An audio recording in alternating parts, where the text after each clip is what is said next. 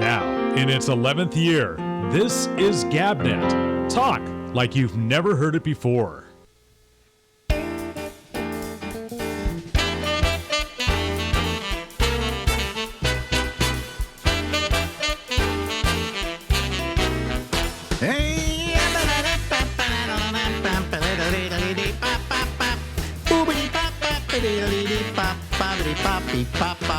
Guess what? Live from Harlem in New York City. Yeah, this is the Ramble, and I'm Alex Bennett.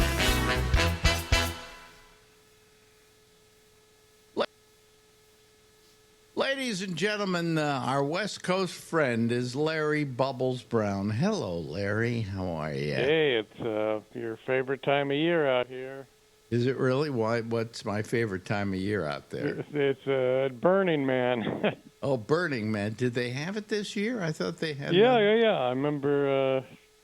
I think when I first started doing the radio with you, I think you actually went up there. I was up there many times in the early years. We went about 4 times, I think, something like that. But that's supposedly when it was much better. I don't know what it's like now. Well, we said we would keep going till somebody got killed, and in the last year we went, 3 people got killed, so we never went. Okay. We never went back. You know. What happened? Some guy. What happens is it's very dark out there at night. You can't see anything. Okay. And what's a lot of fun to do when you're out there on the Black Rock Playa, you know, it's desert. It's 40 miles long. It's the longest stretch of desert, I think, on the earth. All right. And so that's why they always test cars out there, you know, racing cars. And they set some world speed records out there. And so you can drive from one place in the beginning to the very end, about 40 miles away, and never hit anything. All right? Mm-hmm. So you could literally, what we loved to do was at night, we would get on the playa and we would start driving and then turn off the lights. Oh, God. Because you couldn't hit anything, right? Uh-huh. Well, some guy decided to pitch a tent out in the middle of this desert. And some guy was driving his car at night and he ran over the tent. You know, he couldn't see it. I think because he turned his lights off and started driving. So. That could do it. And I can't remember what the other deaths were, but, you know. Probably drugs or... Probably some people who were naked. I don't know. You know, it's weird. But anyway. It became a huge event. Oh, it's a very huge event. But when I went there, you paid $25 to get in, right? Mm-hmm. And by the time then, right now, it costs something like $250, $300 to get in. So you know, I mean, it's not the kind of thing it once was. Okay, it became this. Other people impressed on it what they wanted to, but it was it was a great idea. It was terrific. We're out there in the middle of a desert, and they got this Burning Man sitting there. That's going to be burnt at the end of the festival, and then they burn it, and you spent a couple of days in an uninhabitable desert where you would normally just drop dead if you were there for too long, but because there are so many people, they make it into a city, and it's not dangerous for you, you know. So it was an interesting thing that they did. I wonder whose idea was it? I'm trying to remember the guy's name now. I think he died. But he was the guy that used to get me in every year. He started it. And I could look it up. I can't remember the name because I can't even remember your name, okay? So it's getting that bad, you know. We're having a lot of senior moments. Senior moments. Marjorie says to me, we're in the last chapter of our life, and I said, no, we're in the table of contents. You know, that's good. You know, we've moved over from being in the last chapter to the contents. Yeah. If it's a football game, we just got the 2-minute warning. That's correct. That's correct. You know, I mean, I figure every day is my last day on Earth. Well, I guess that is even if you're 5 years old. You know, today is the rest of your life. There's that old saying, but today is like the rest of your life. And how do you know when it's going to end? I have no idea. I could live to be 100 for crying out loud. I mean, I'd be toothless and you'd have to come wheel me around, but I'm going to be in a wheelchair sooner or later. My legs. Really? My legs are going. Just my ability to walk is going. Yeah. Well, that's not good. Well, I mean, I can be a burden to other people. It's wonderful. I always wanted to be a burden to other people. You'll be the obnoxious guy at the rest home. Well, I used to walk about 6 blocks down to the park, right, Harlem Mere, and we did it yesterday or 2 days ago, and I could barely make it down there. I certainly had a hard time making it back, but Marjorie considered to kind of force me to do a death march, and so I went up there. It was okay, it's fine. And we went to the park, and I came back, and it was just by the time I got to the last street, my legs were just getting tired. And I tried to rest, and I rested on this thing that wasn't meant to hold anybody, and I almost fell. But we made it home, so that was my exercise. So Marjorie feels we have to do it again today. And I don't care. I'm at my age, I'd just rather stay home. I mean, she wants to go on a vacation. We're going to go on a vacation. We're going to go on a cruise. But I'm not leaving the goddamn cabin. I'm going to sit there watching television and doing all the things I do when I was home. So when are you going to do that? I don't know. We had one planned or one we were thought about doing. Now we're thinking about just doing it for going to Greece and taking this 10-day cruise. And we got ourselves about a $14,000 suite. Wow. Well, I mean, come on. We got all this money all of a sudden. What do we do with it? You don't want to leave a lot of money. Well, I want to leave. I'll leave it, to some people. I left a couple of people in my life I left money to because I felt they didn't have any. And they never will have any. And I remember what it was like when Shecky left me, $500,000. And it changed my life completely. It made my old age just terrific. So I figured I would leave money to a couple of people I know who just every day are just scratching by, okay? And leave them a little bit, not a lot, like $50,000 or something like that. Because I didn't leave you anything because I figure you've got your old age. You're taken care of, aren't you? You've saved money. Huh? I'm okay now. I think the problem is I still have to keep working, and I don't see me working 5 years from now. So then I don't know what I'm going to do. Oh, that you don't know what you're going to do. No, so I could be in trouble. I should talk to Marjorie about it. But I'll probably broke, so maybe that'll take care of it. I should talk to Marjorie about us leaving you some money, but I just didn't figure you needed it, Yeah, I'm not in great shape I don't get much Social Security, and I should have planned better on the retirement thing. So as long as I'm working, I'm okay. Yeah, you don't get a lot of Social Security because you never work jobs that paid Social Security, right? Well, you have to, as a self-employed as a comic, you do put in a little, so I got a little from it, but not a lot. Yeah. I get about $2,500 a month, so does Marjorie. Oh, that'd be nice. So we get like $5,000 a month in Social Security. So we're fine. That's a decent bit of money for us, but it wouldn't take care of all of us. But what Shecky did with all that money he left us is he made it so that we can spend our later years. And then she's selling her condo too. So we've got Shecky left you. That's a life-changing amount of money. Yes, it is a life-changing amount of money. I can tell you that from personal experience.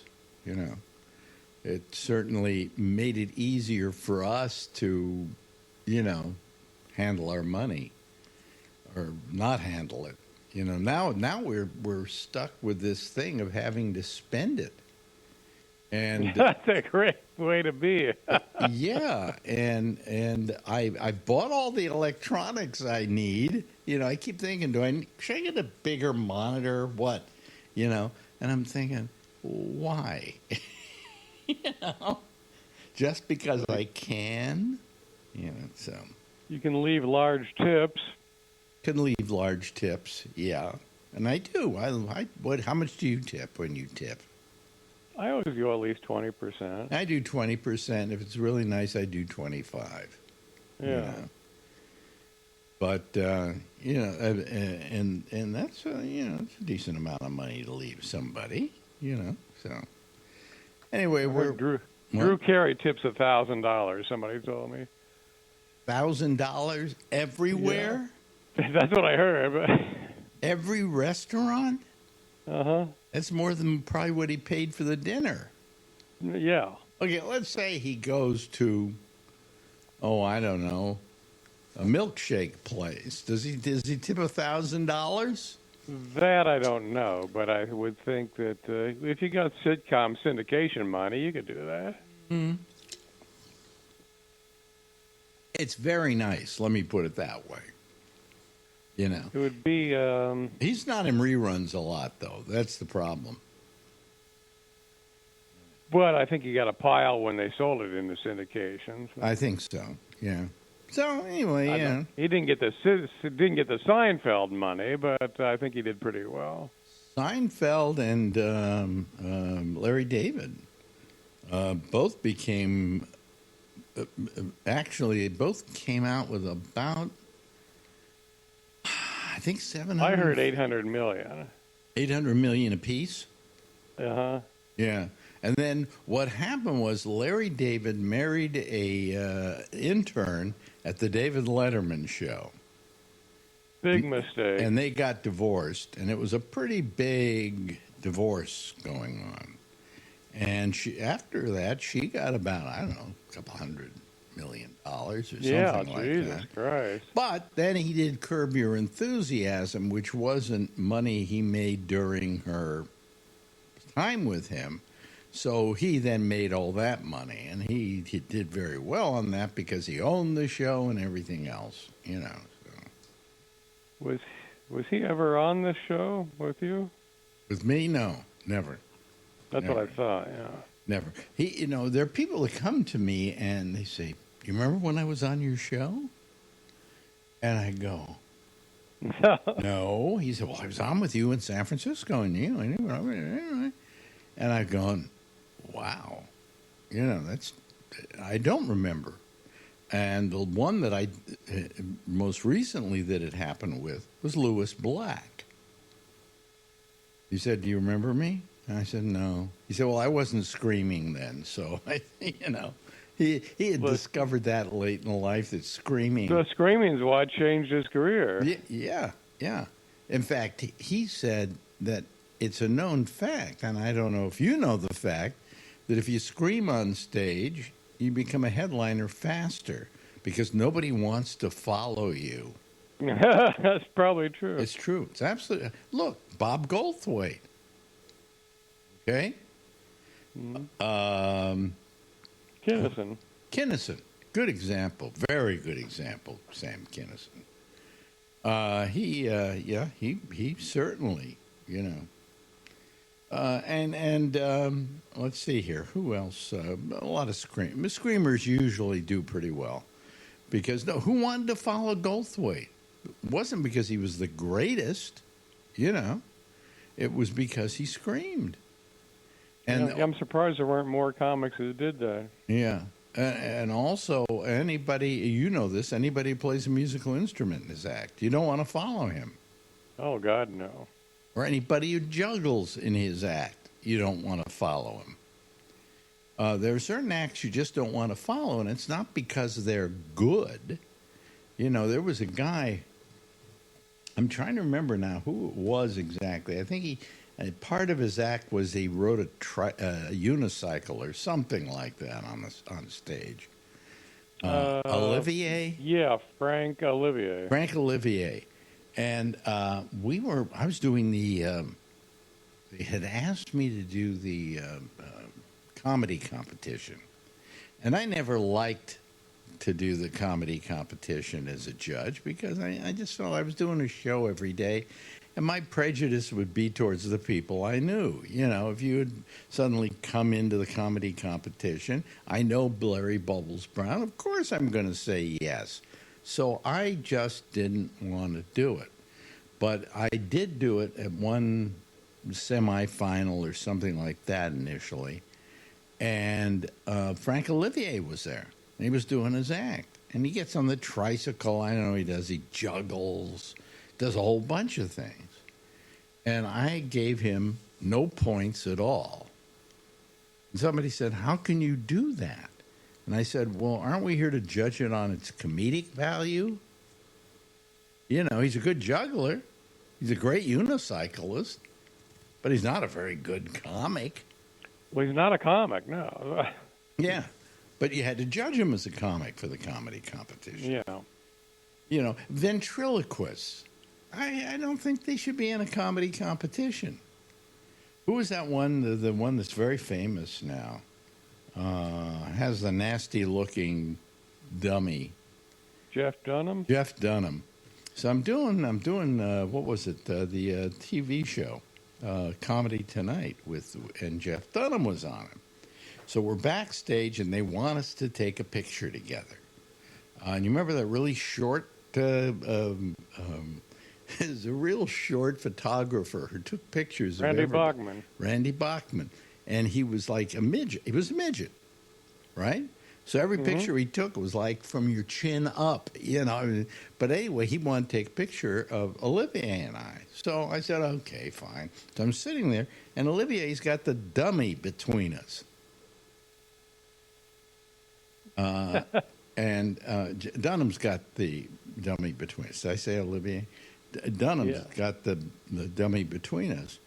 And as we're having our picture taken, Dunham looks over at me and says, "I hear you don't like what was it? What did he say to me? I hear you don't like ventriloquists." And I said, "No, oh God, what was it I said? Jesus, it was one of my famous quotes." But anyway, I looked back at him and I gave him an insult, right? And he doesn't move, he doesn't react, but the dummy turns his head and literally shows me his teeth. And I'm going, that's weird. That's just weird.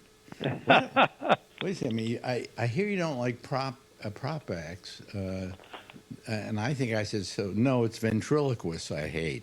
You know, but anyway. Dunham was a ventriloquist, you know. It's a kind of act people love, you know. But it's not necessarily funny or comedy. To me, a comedian is a guy, bare bones, goes on stage like you, bears his soul to the world, literally, makes himself very vulnerable, and does comedy. And people laugh because the jokes are funny and because his timing is good. But a guy with a dummy, it's a sucker's bet. Am I right? Yeah. And they always seem to have an almost, there's always a creepy relationship they have with their dummies. Oh, Slayton told the story about how he was on the road and, you know, they used to put them all in the same apartment together and stuff like that, you know. It was, they had like a 2-bedroom, 3-bedroom apartment, and they would, instead of paying for hotels, they put them in these places. Right.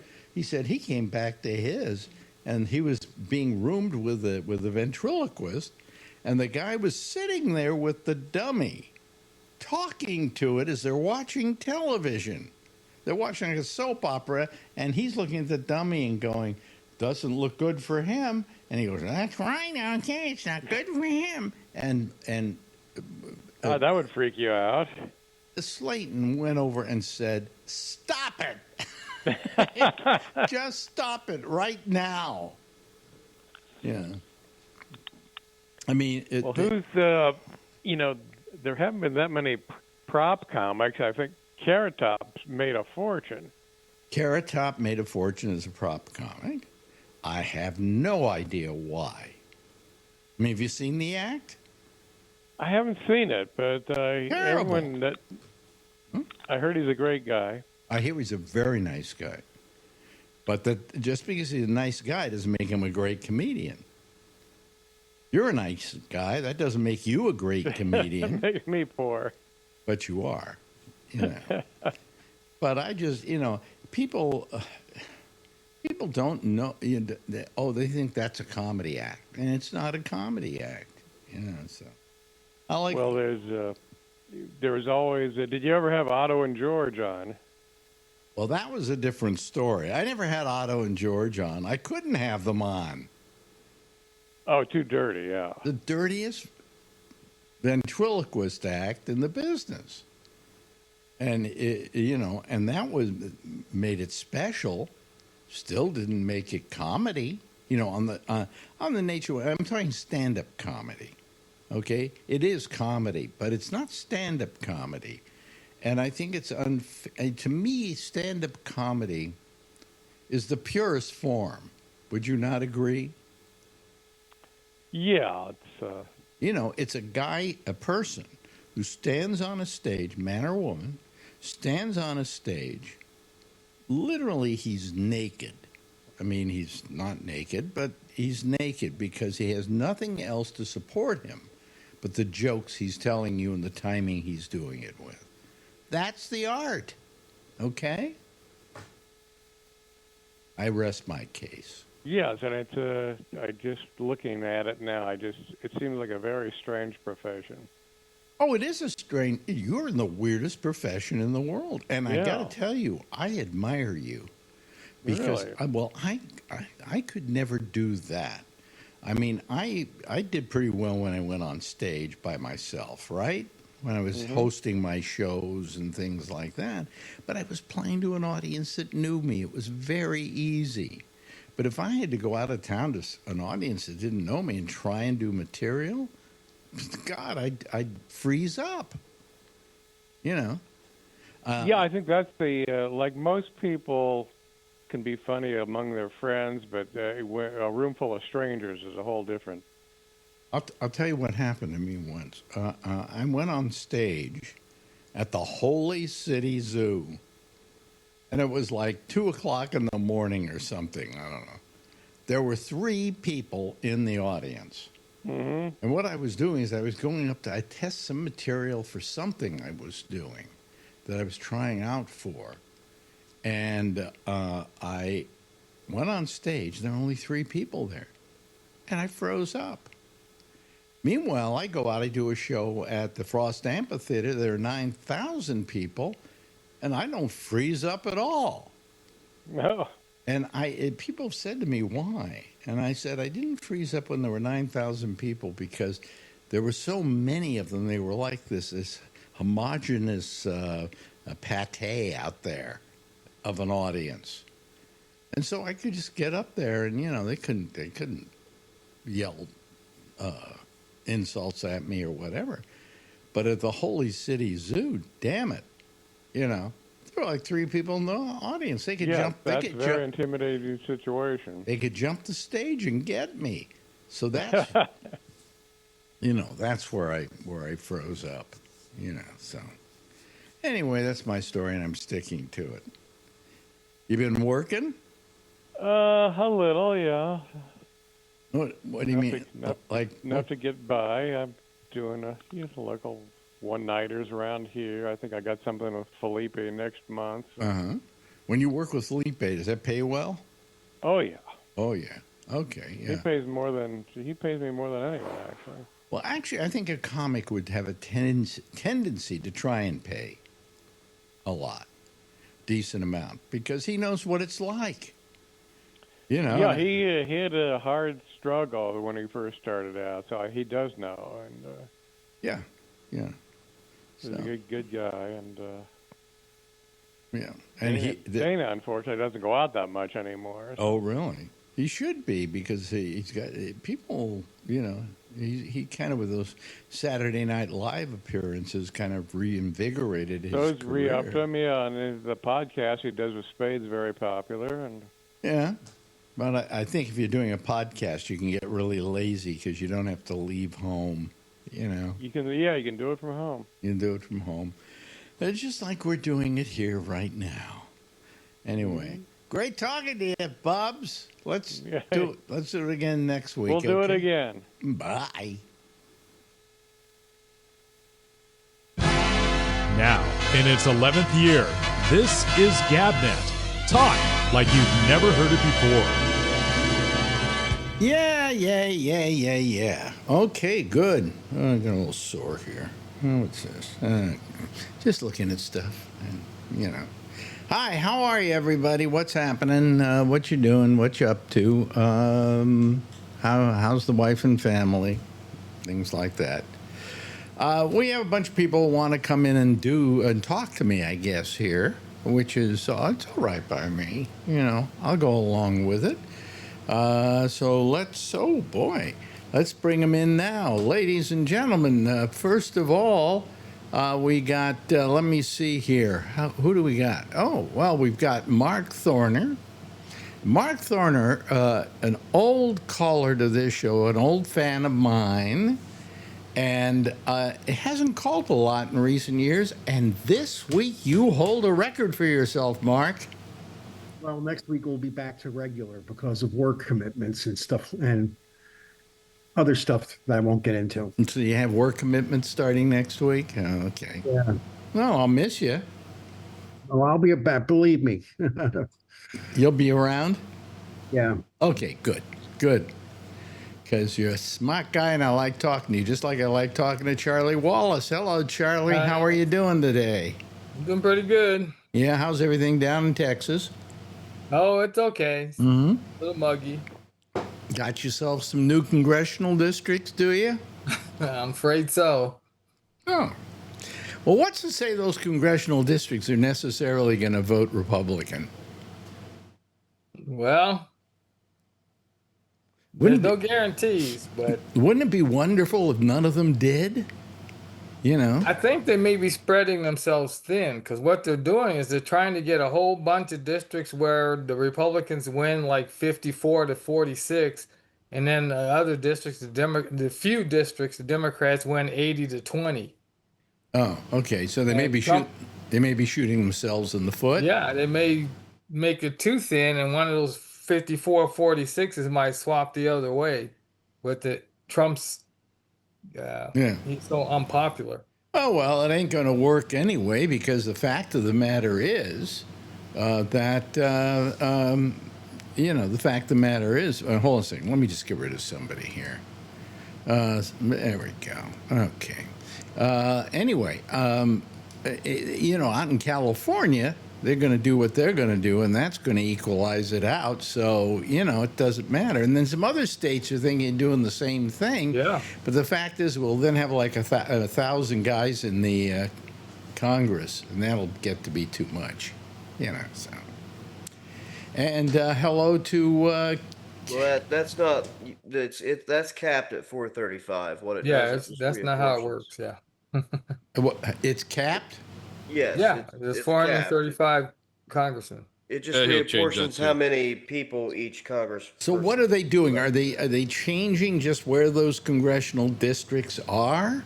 Yeah, before 2010, Texas had more Democratic congressmen than they had Republican. Mm-hmm. Then they did the redistricting back then and made it so the Republicans had the most congressional members from Texas.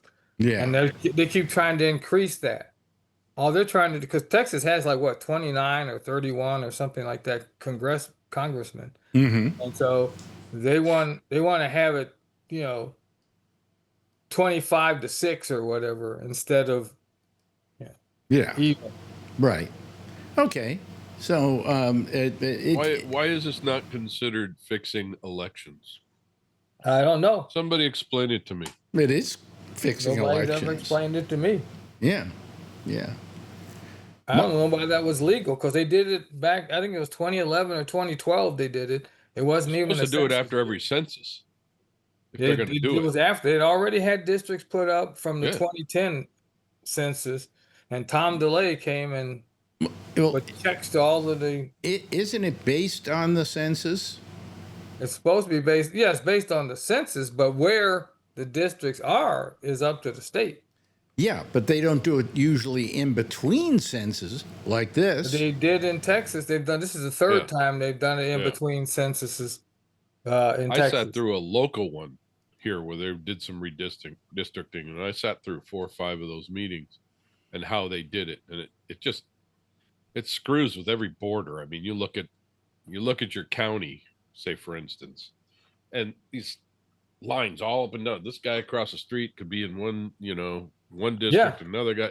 It's crazy, and they do it by how many blacks, how many Hispanic, how many this or that are in the areas. And I don't know what they're doing right now, but I sent something to these guys earlier that they're working on moving the blacks out in the South. Yep. What the hell do we need to vote for? Section 2 is going to the Supreme Court second week of October. Yeah. Well, really? Oh, okay. Nobody seems to know about that. Well, ain't it wonderful? Yeah. We're just losing our democracy. Well, we're getting right in front out of us and right behind us. We're getting out of the country at the end of this month, so we're doing this thing. I don't even know where we're going now. I think it's the Greek Isles and some of Turkey or something, And they serve euros. Huh? Where they serve euros? Yeah. And we got ourselves a nice big suite with a nice big terrace. And I don't plan on leaving the room. I mean, I'm just, just float the boat. It's whatever floats my boat, So just float the boat in the general direction of something, and I'll go there. But I hope I'll be able to walk a lot, or at least try to walk. If not, I'm sure I can find somebody to put me in a wheelchair and roll me around or something. Yes, Charlie? I just got a text from Alan that he's been trying to get in. He can't get in. Oh, well, you know why he can't get in? Because he hasn't got his name there. It's not the proper name, and I wouldn't let him on because I didn't know who he was. Because it was, So, yes, Alan, if you want to get on, say something different than C-Van or something like that, because it really... when I see that, I get very suspicious. C-Van? And I had Candy van? Yeah, and I had one tonight. But he's a cigar dude, and he drives a van, so that's... Oh, that's a good excuse. I see. Well, I mean, if he changes it... candy. Fine, he just should write me and tell me. Let me see here. Anyway, so what I did, they had...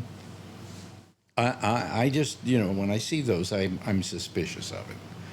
But anyway, so we're taking the trip. We'll go away, and I don't know. I might try to do a couple of shows if I can from the boat because it does have Wi-Fi, and we'll just do it directly on Zoom rather than me doing all this in the normal way. And if not, you just won't hear from me for 2 weeks.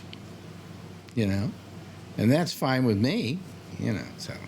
When's that? September? End of September, beginning of October. So the weather should still be fairly nice that time of year. You're getting autumn and it's nice.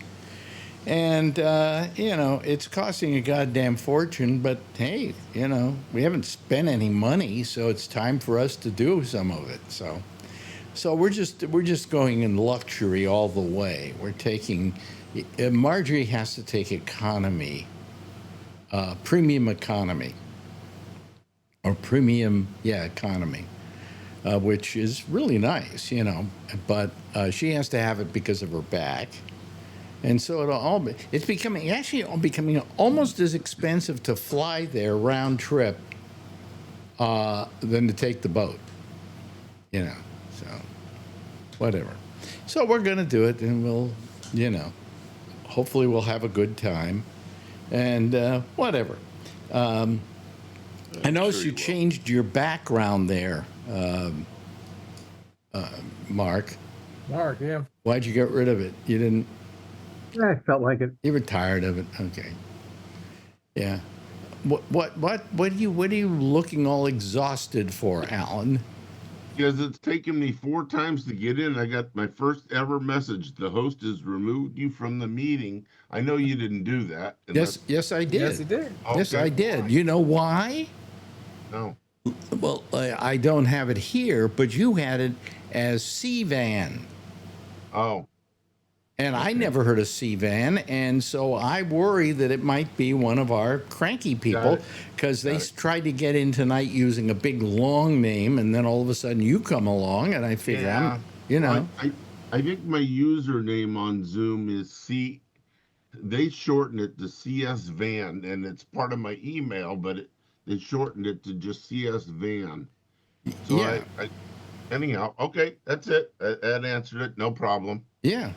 So, there was a big update today that Windows did, Windows 11, and it's causing a lot of problems across a lot of platforms. So, I'm here. How's everybody a lot of doing? people are being bothered by the change by Microsoft. Yeah. Well, I don't have 11. I only have 10, and they're ending 10 this month. Yep. October. Well, yeah, I hate when they do that. But I mean, it'll still work. It just they won't upgrade anything. They're gonna. I think they're gonna upgrade the security things, but not the program stuff for a while. They did that with 7, and so I think they're gonna do that with 10. And if you have protection software, you're protected. If you have antivirus, anti-malware stuff. Yeah, I may just go out and get myself a new PC, and just Although I don't really need this PC to do much of anything. It just really, most of the time, it plays the music, and that's it. Some of the commercials and stuff, and that's it. So. I'm surprised that it's never shown you the CS Van, which is what they shortened it to, and I can't get it changed. And Mark's got a look on his face like he's kind of disgusted when this happens. Do you have a PC as opposed to Apple, or what do you have? No, I'm an Apple guy, but I think I told you I am probably going to get a PC at some point just to screw around with the AI stuff, because I found, I told you, you do it locally. In other words, you don't have to rely on cloud stuff, but the linchpin is the GPU from NVIDIA, and there's no compatibility with anything on the Mac platform that I could afford. Yeah, but like I have the Apple Studio, and I think it's its own thing. You and I both have Apple Studios, and it's like, no, you can't. There's things you can do, but it's not. No, the things I can do. I've done stuff with cloning voices and doing things like that. You're relying on the cloud for that.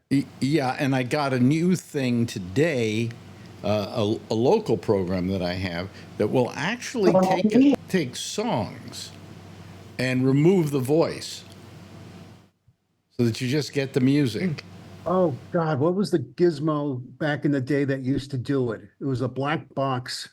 Really? Yeah. Oh, God, I can see it too. But yeah, there was a device that used to do that, sort of. Sort of. Yeah, well, all this other stuff does work off the internet, off the cloud, and so on. Yeah. You're right. But now you will have the capability of doing it with a little effort, but you can do it on your own without having to do that. Yeah. But who I mean, I everything that I get that I've been buying lately is a program that then just works on online. What is that? What is that noise? Let me. Oh, okay. Asked to mute. Oh, boy. Anyway, where are we? Oh, so I'm saying that I don't mind having to go on the web to do it. But they charge you for that. That's the problem. If you had a program and you did it on your computer, now you say that PCs will do it all? Pretty much. Really? It just takes a little more time. So we don't have NVIDIA in our. Not in the M series, not in this generation of Apple computers. Oh yeah, we do have the M2, the M3, the M4, M5. I think in the old Intel Macs, they did, but I see. Okay, all right. And I'll tell you, I was looking at this card, the NVIDIA. It's a honking big piece of kit, Yeah. And it's like, yeah. So I figured if I'm going to do it, I'll have a gaming computer on top of, so I'll be able to play games. Oh, gee, Send me your address, Mark. I got an old Windows machine. I just sent Charlie the laptop he's on. It was a Windows 10, 3-year-old Windows 10 Dell that I don't like. But that isn't what he wants. He wants the new one, so he has the power. You haven't been listening. Yeah. No, I know. Oh, you want the power? I'm sorry. Yeah, this is just. Yeah, and I want to build a computer again. Well, you know what I hate are all of these companies that do this to us. Apple I hate, because Apple about every maybe 7 years says, "Oh well, the oldest ones beyond 7 years won't work with the new operating system." Why not? But there's some very clever people out there, Alex, who have created open source software that works around that. Well, I did that once with, I bought a new card to put into an old, I had one of the, the big, we call it the cheese grater. Yes, the G5, right? Yeah, okay, And they made that obsolete. So I found out if I just put an NVIDIA board in there, it would take me on to the next thing, and it certainly did. That's how I did it. I put in the new board. I had to do a little tweaking and doing this and doing that, but I got it to work. And I like doing that because I hate these people when they do that. And they all do it, whether it's, Microsoft or whether it's Apple. And I'm sorry, let me use my computer for as long as I want to use my computer. So anyway, I don't know. I do have a computer here that Shecky had, and they gave me. And I don't know if it takes 10 or not, but I'm not sure. But, be that as it may. Bree, I don't know where the hell Bree is, but he isn't eating food today, but it looks like... I don't know. I'd say that's a bunch of kids, but that's a bunch of adults sitting on the floor. Yeah. Yeah. I mean, are they going to start a puppet show soon? What's happening there? I don't know. Jesus. I don't know where he is. They're teaching everybody how to use Apple. It reminds me of the Apple store, where you can take the classes and stuff. You don't have to take classes. Apple is so simple. I know. And my next computer. You have to take. You should have to take classes for Windows because that's complicated. I did that 7 years for Apple. Oh. Huh? What? Taught people? Yes. But what'd you have to teach them? You turn the damn thing on and it works. Kind of like Microsoft for me. You know what I'm saying? Yeah. It was one of the most gratifying and frustrating jobs I ever had in my life. Really? Yeah. People are that stupid? Oh my God. I'm like, and do you know who I am? No, I don't care. And it's like, and the people I'm working with were generally good. Mm-hmm. I'll put it to you this way. I'll be very honest. It was a great company to work for when Steve and Ron Johnson were still there. Mm-hmm. But if they left, it became any other, Well, for a while, you were working for who? Adobe, right? Were you? Apple. Or you were working for Apple? Oh, okay.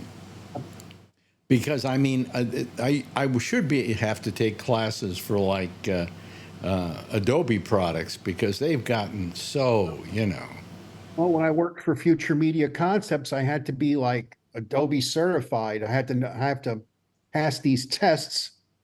And then there's another type of certification as a technical trainer. Mm-hmm. And my brain was like, the smartest thing that Adobe ever did, and the most horrible thing Adobe ever did, was when they went to that whole new system of selling you the product on a monthly basis.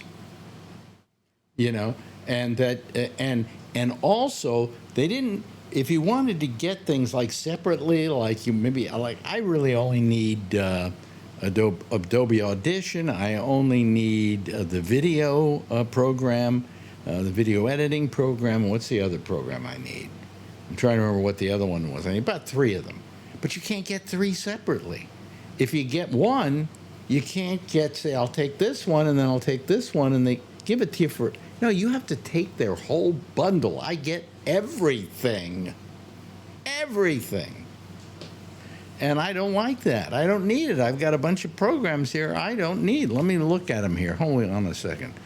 Any of you people have these? I do have Adobe Premiere Rush, Premiere Pro, Photoshop, Media Encoder, you know, and I go on Lightroom, and that's just the ones I have here on top of my thing. And it's, I only use like 1 or 2 of them, and that's it, you know. And I need your phone number, and I pay $60 a month for that. You need his phone number for what?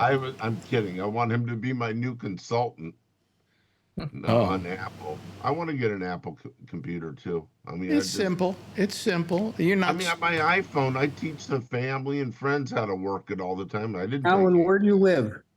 In California. Where?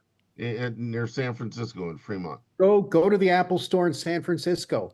Just go there. They'll help you. Palo Alto, 12 miles away. Yeah. That's one of the best stores out there. I trained out there. Yeah. And they're very good too. They want you to like apples, you know.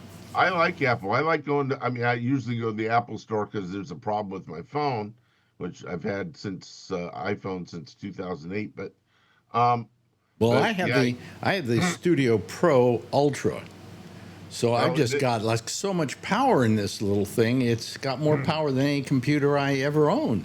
You know. Well, you got to tell Phil that you bought the new one, the next one up, so he can rush out and get another one. Yeah. I don't know why he needs such a powerful computer.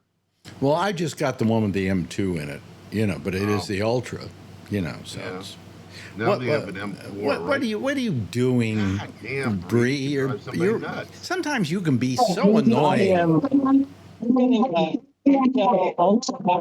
Today. Can't hear you because they're talking out there. What did you say? Say it again. Oh, that's much better. Thank you. Oh, yeah. We want to see the puppet show or whatever that is that's going on. It is. They got monitors on the... I don't know what's going on. Yeah. Yeah. But anyway, so, you know, but I years ago, I went from I was a PC guy all the way. And then all of a sudden, started working for a friend who had, he's at a big auction.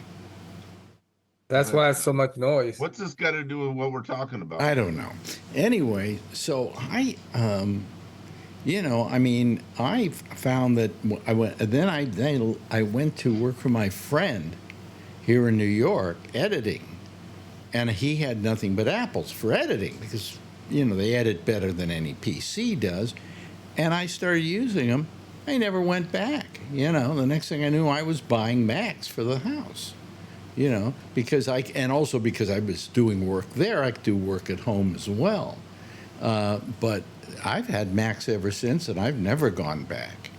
You know, now if you do, you're saying that of course the whole AI thing works better on a PC, but maybe Apple will, you know, go to a different chip, maybe use an NVIDIA, maybe not.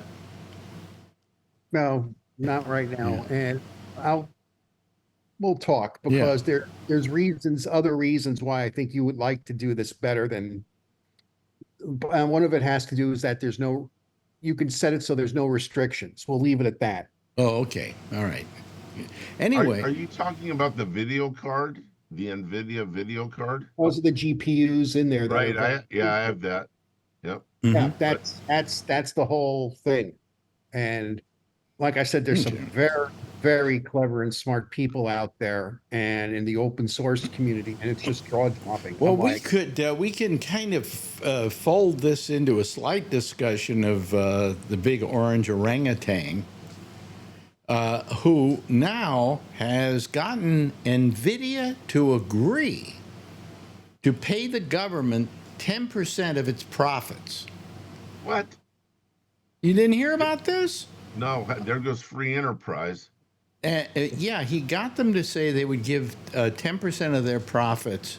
I guess if Trump leaves them alone. Is that basically it, Mark?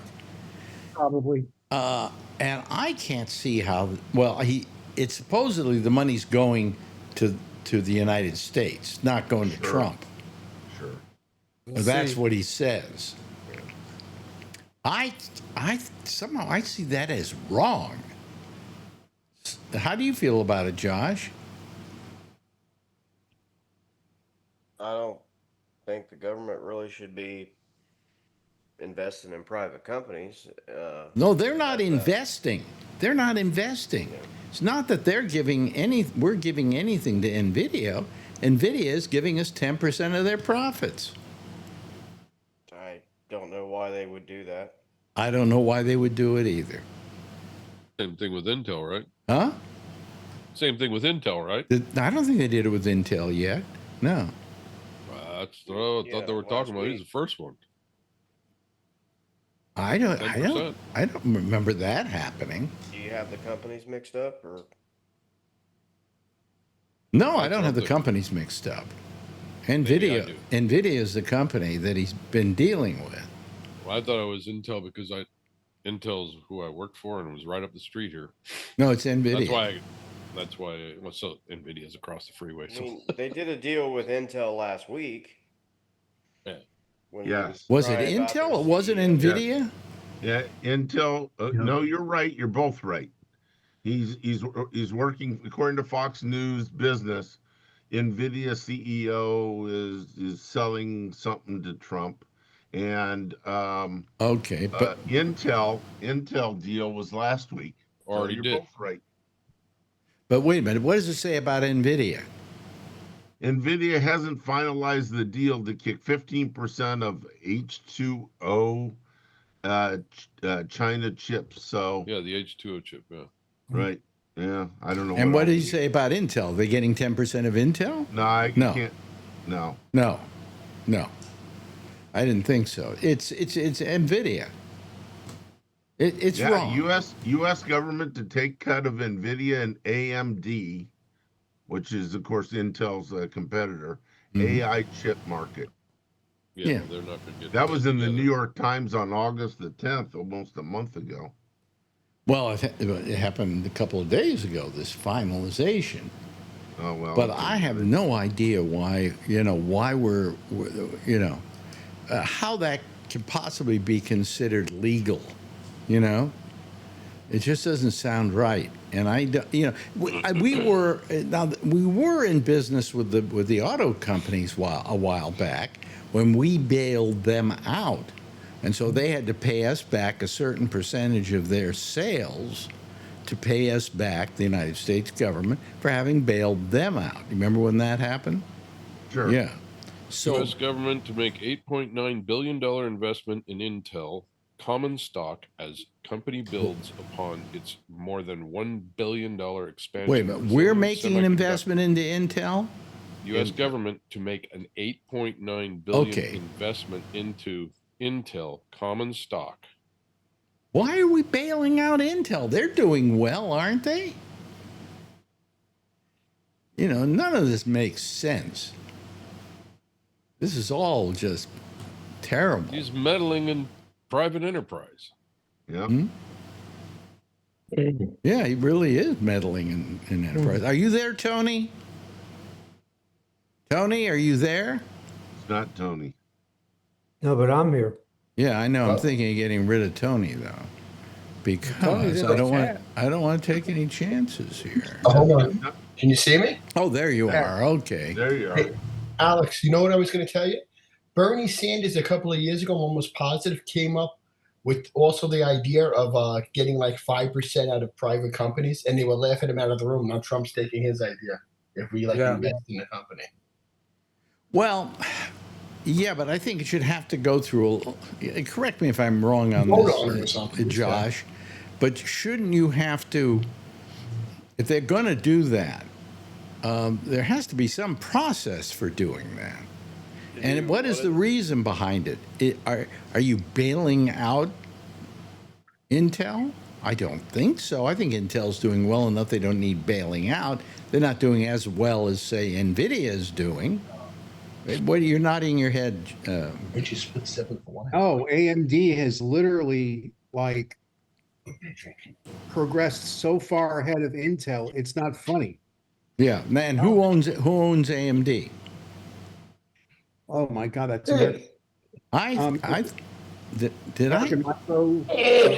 Advanced Micro Devices is the company. Okay. Okay. Literally across the freeway from each other. Absolutely. Yeah. Jeff, let's see a little bit more of your face. There we go. Grab the lid. There you go. Perfect. Yeah, grab the lid. Yeah. You know, I mean, I don't understand any of this. I just think these are companies that don't need bailing out.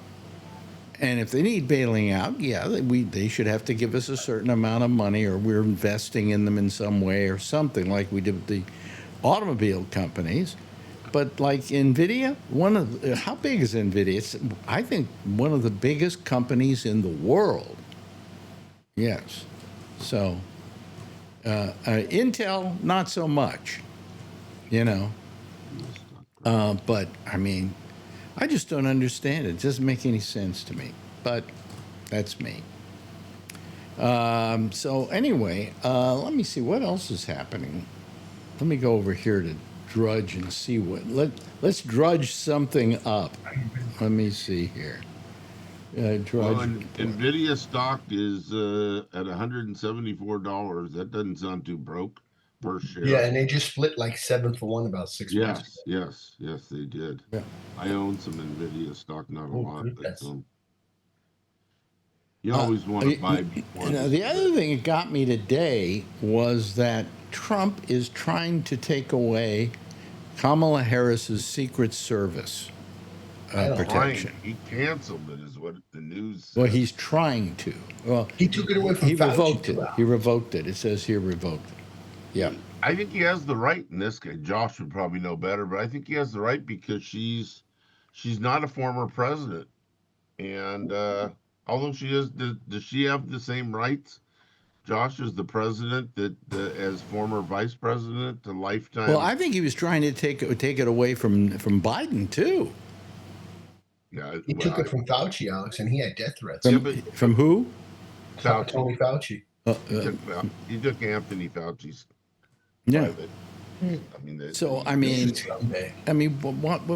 Why do that? What is this guy thinking of? It's like he almost wants him to get hurt, like how you he's punishing them. He's trying to get even with people. Yeah. You know, we have the most vindictive presidency in history. He's a piece of shit, really. Well, we know he's a piece of shit. That's nothing. This goes without saying. He get assassinated, yeah. Yeah. But anyway, I just let me see here. Is there anything else that's happening in the news? It's just, you know, nothing much happened. It's just all little stuff, and we haven't seen Trump for a couple of days, have we? That's because he looks terrible. Yeah, he looks like shit. Well, I mean, he is always putting himself out there, and every day trying to do something that's going to bother people, all right, or get them talking about him. And in the last couple of days, they haven't seen him around, and he's not looking good. He's not looking healthy. And you know what I was going to ask, Alex? You never see him and Vance together. You notice that? Well, there's a reason for that in many cases. I think Josh will probably agree with me on this one. The reason you never see the vice president and the president together is you don't want them in the same place at the same time. Yeah, they might kick you out of the room like they did Zelensky. No, They've cleaned up no, on you that, don't. but- You don't usually want them in the same room at the same time because of the possibility that if somebody wanted to go after the president, well, as long as he gets the president, he can get J.D. Vance too. You know. And there's something wrong with that? Yeah. But you know, I mean, it's horrible all the way around. He's just such a mean guy, really. You can see it. Everything he does is so. Well, you know, the guy I really am, it's getting to me about is JFK Jr. I mean, to begin with, the guy knows nothing about medicine. He knows nothing. He's just an amateur who sat there looking at every conspiracy theory and going along with it. And to me, he looks like he's on steroids because he's too cut. Well, what I'm saying is, you know, what he should do really is say, hey, you know, I mean, vaccines are out there. I don't necessarily believe parents should give them to their kids. I will advise against it, but I'm not going to prevent you, you know. And it's terrible. It's just terrible. You know what I don't get, Alex, either? When they give these positions like you're saying, wouldn't you would think it'd be like an esteemed doctor in that position? This guy has no medical field. No, there's there's no peer review medicine that's going into his, you know, his determinations. Like he can't even write a prescription, and he's going to decide what people should do. Yeah, it's well, insane. You know, he doesn't want kids to go out and get measles vaccines because because it's going to cause autism in your kid, and that's been disproven. That was a theory somebody had like 40 years ago, and it's been disproven every year since. You know, I mean, it's just amazing. So what are we doing with Bree here? What are we getting? We're watching a what's his number? We'll yell it out. We're watching him do at an auction. Is that it? What is he bidding on? Any idea what they're auctioning off? What are they auctioning off, Bree? Can you say? Hair pieces. What? Wait a minute. Pull that closer to your phone. Oh, he's looking. I think he's going to stick his paddle up. That's what she said. Is he really bidding? What's he doing? Well, somebody's bidding up, probably. Yeah. But what is this? I'm trying to look and see even in the background what it says this is. Oh, you got a lot of good voice there. You're muted. Yeah. Well, no, he's got to be muted because there's so much noise going on there that, you know. Tony. It's too loud. What did you say?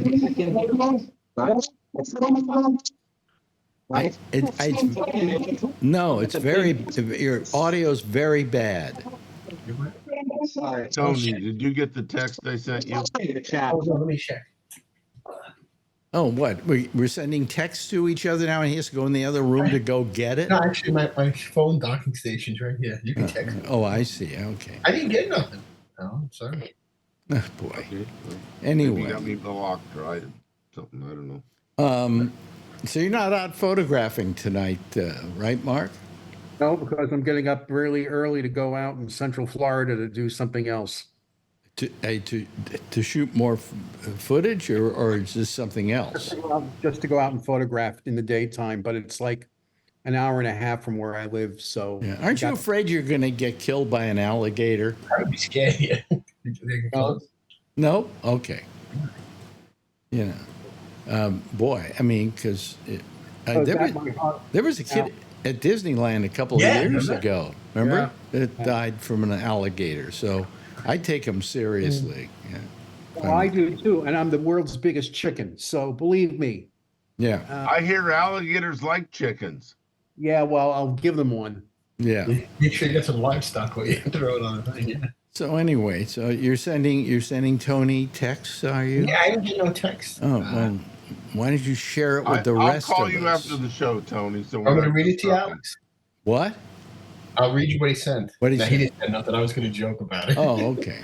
I have two numbers for you. Maybe it's going to Yeah, my brother got me a new phone. Oh, God. Will you stop this already? Oh, I'm sorry, Alex. Sorry. I'll call We're you doing a after little the show here, you know.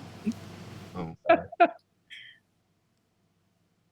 You're number 27. Oh, I hope he wins. I hope he gets it. I get it changed. Here, see my path. Okay.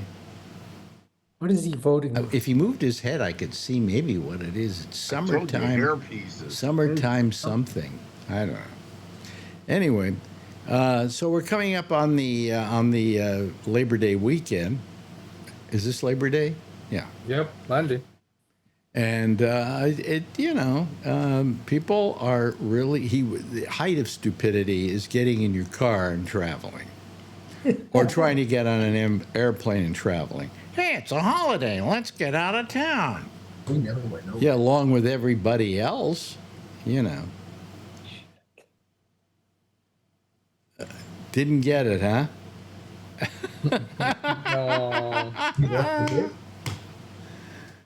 So what have you been doing, Josh? Anything?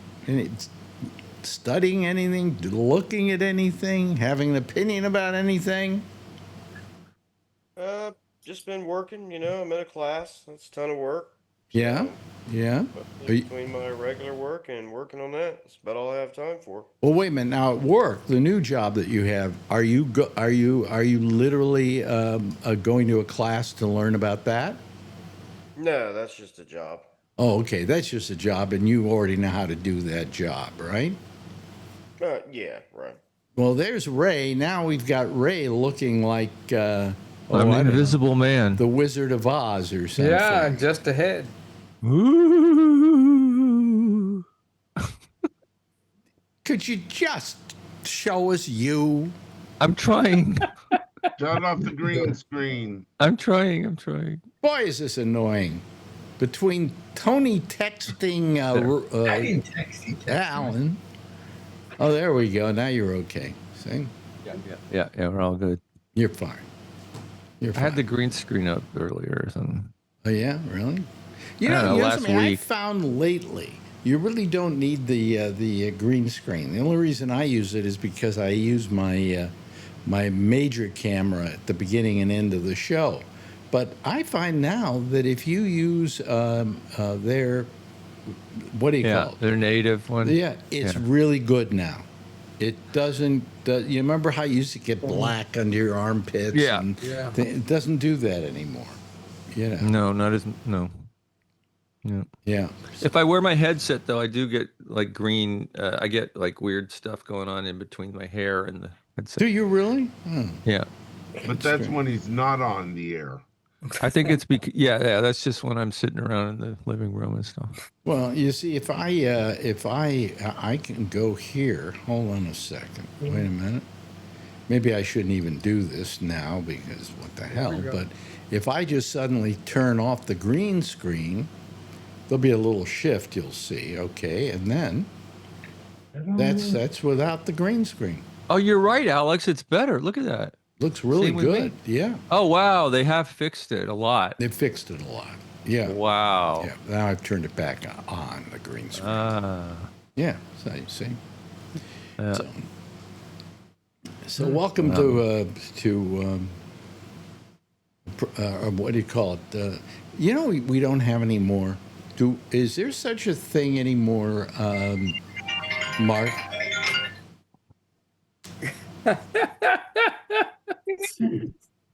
Is there anything such as customer support anymore? Nope. Mark or Hell anybody? no. It's like they don't want to talk to you. I mean, it used to be. I mean, I have Verizon. Okay, it used to be I could call Verizon. I'd get a tech support guy, and he'd walk me through something. You can't talk to anybody there anymore. You know, and all these companies, they don't want to talk to you. No. So it gets ridiculous. Nice, yeah. So I don't know. I don't know what. I'm a little flummoxed by all of that. That then nowhere do you go now where they actually want to talk to you. They want to hear your problem. They want to solve it for you. They say, "Oh, go to our support online." Yeah, And what? Read what you say I should be doing when none of it works, when the problem I have is really horrible. In fact, I have GoDaddy. And it used to be I could go directly to GoDaddy, and now it seems harder and harder to get a tech support guy. And, that kind of thing you need to have tech support for. So, anyway. Yesterday, I was mentioning something that really bothered me. We had this horrible tragedy that happened out in Minneapolis with the Catholic Church and the kids that went to the Catholic school there, who were then going to pray at the church itself. And somebody took a gun from outside and just started blasting through the windows and managed to kill 2 kids. Now, granted, this is not as big a deal as a lot of other things that have happened where you get 10 people killed and things like that. But still, it was terrible. Anytime you get 2 kids, young kids, they were I think 6 and 10 or something like that. And whenever you have that happening, it's just tragic. But all of a sudden, I'm watching CBS yesterday, and they've got their reporter on the scene. They've got their anchor on the scene. And I'm watching this thing, and I'm watching the questions they're asking the kids. One kid, so what do you think about this? And the kid said, my best friend got killed. And then he says something like, what was that like? And he tries to get an answer out of him. It's going to bring a tear to your eye. And I'm going, stop. When these things happen, stop exploiting these people. Let them live in their grief. The parents really don't want to talk on that occasion, but you force them out to a microphone somewhere. And then you go, how do you feel about your kid getting killed? I mean, stupid questions like that. And what it turns out to be is nothing but gross exploitation of people who are going through a tragedy. How do you finish doing that? And in this case, I'm trying to remember who the guy was, the black anchor they have over at CBS who they sent out there. How do you go back to the hotel and sleep at night after what you did? Just leave these people alone. Report the story, show the flowers. Maybe some people do a story about it, but don't exploit the people there to get yourself a sob sister story. It just really bothers me. And we don't have any laws against something like that, because I guess that would be against freedom of the press. But we should have some freedom from the press in that kind of a situation. And God forbid anybody here should have to go through a situation like what went up in Minneapolis and then have these guys standing there. I learned the story years ago when we had a earthquake in San Francisco, the Loma Prieta. That was in what year? 1989.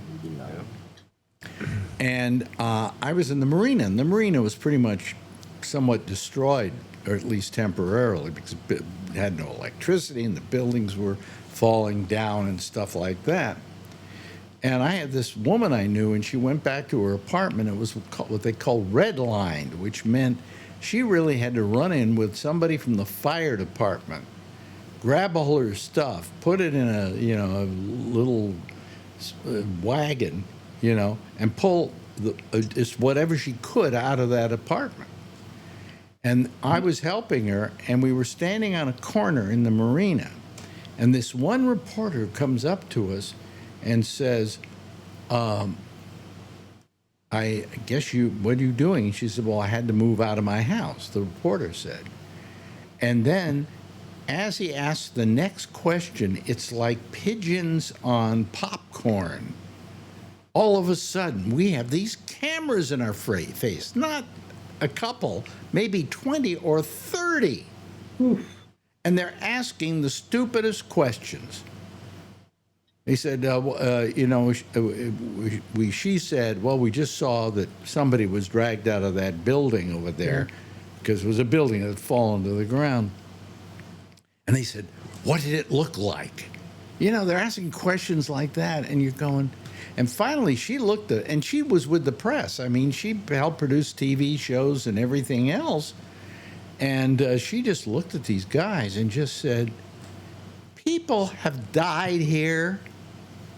This is a tragedy. Do you really have to do this? And they all turned around and went away.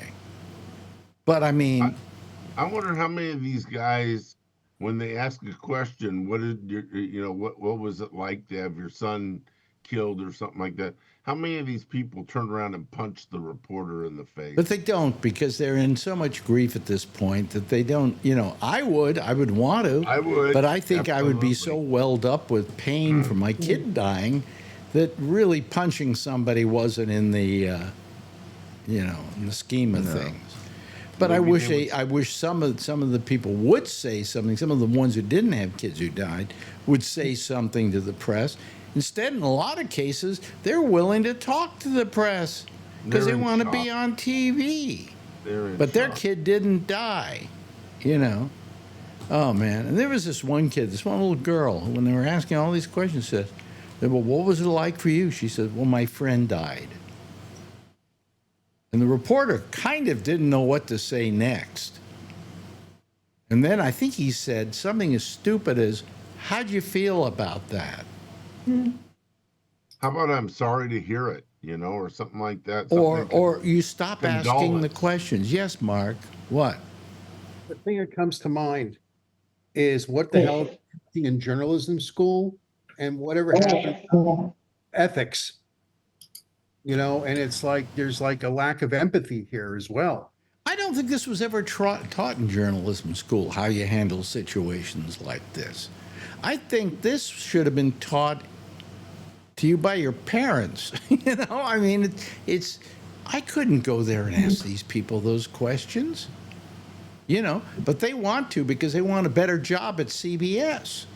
They want a better job at their television station. They're trolling for jobs. And they'll go back and they'll say, oh, you did a great job, Bob. Here's a raise. I mean, it's just horrible. Well, 1989 was 36 years ago, too. Yeah. Yeah. Yeah. That was on your 50th birthday, right? Right? Yeah. I was a young man. How many years ago did you say that Loma Prieta was? 36. Oh, God.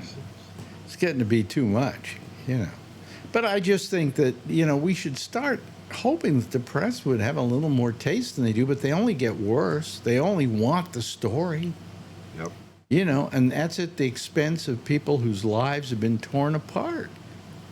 Yep. And I think part of the problem is I think we have to go back to something where the news operations at networks can't be profit-making.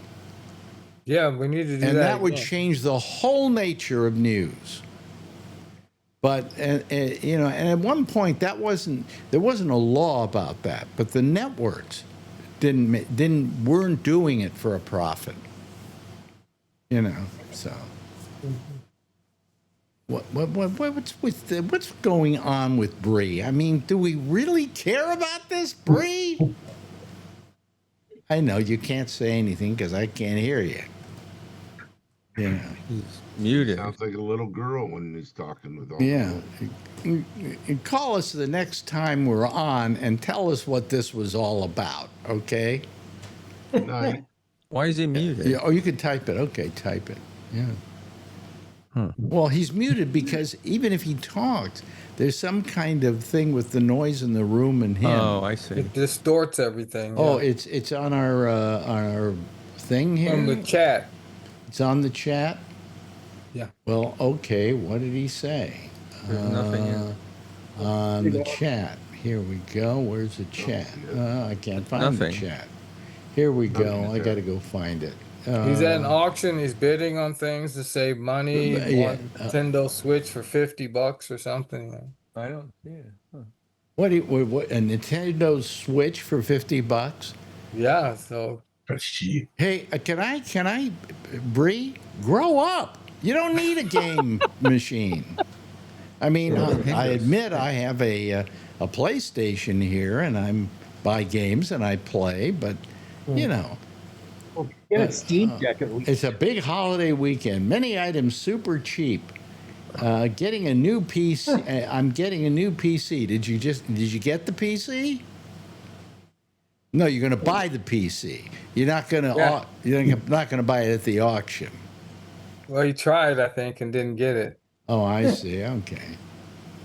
Well, you know, actually, Bree is bidding on new furniture.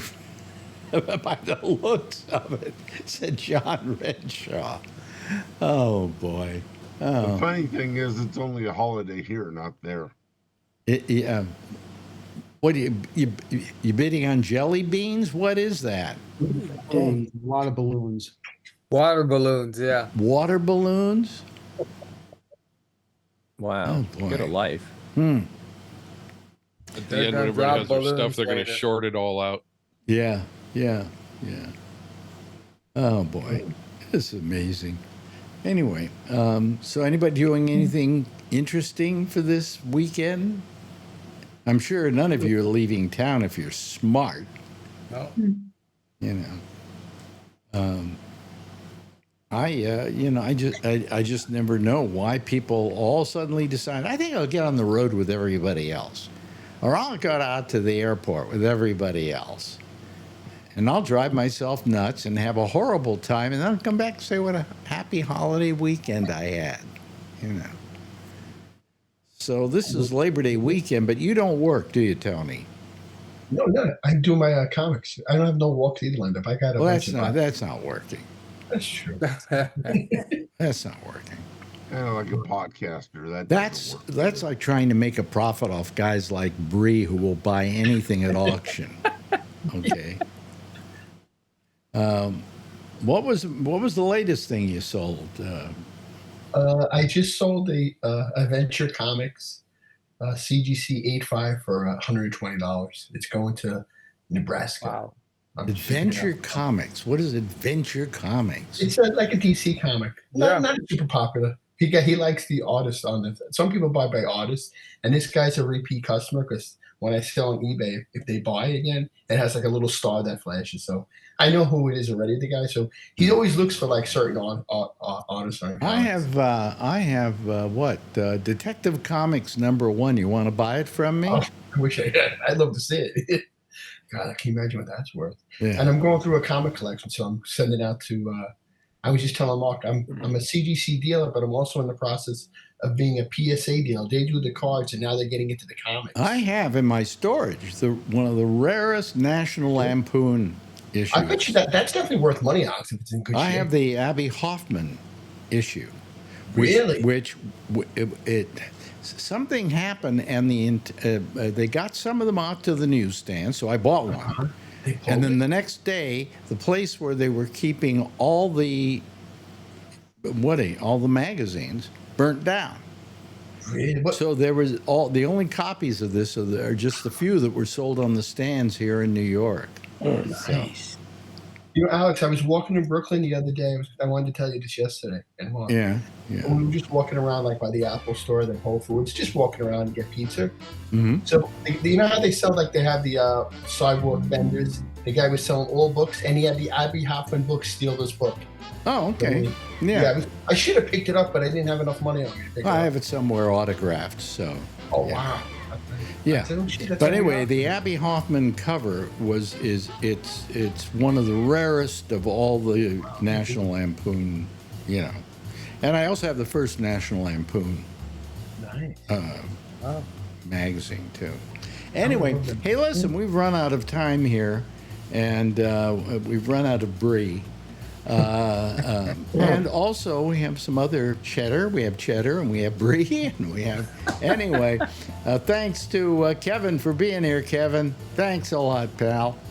Charlie Wallace, always good to have you here. Mark, my best. You're a delight. Josh, always great to have you here. We didn't hear from you much tonight, but what's there to talk about? All the same stuff.